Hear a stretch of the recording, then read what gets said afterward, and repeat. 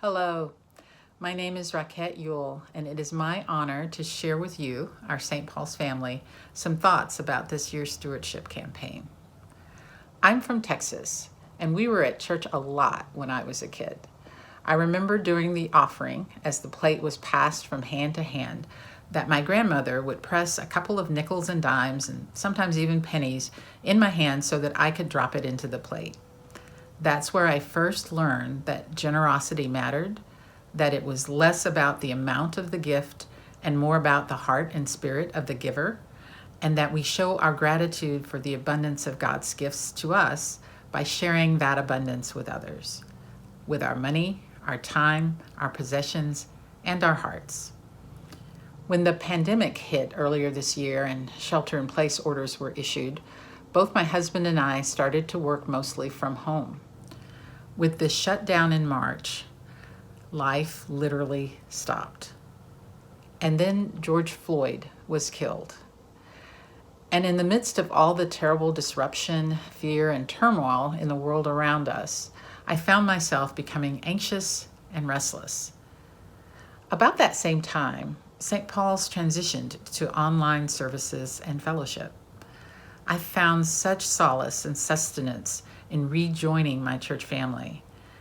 As the days have turned into months, I feel more firmly connected to my St. Paul's family than ever.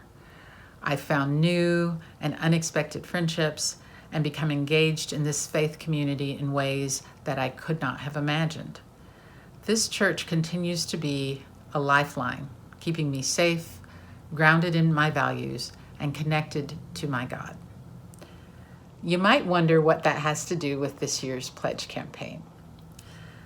Before this pandemic, I would write a check on Sunday and drop it into the collection plate as it passed, and then went on my way, hugging friends on the way out, nodding to Brooks as he stood on the steps outside the building after services, then heading out to lunch or back home to get ready for the coming week, fully expecting to do it again the following week. When I make my gift online now, I am reminded what a blessing it is to be working.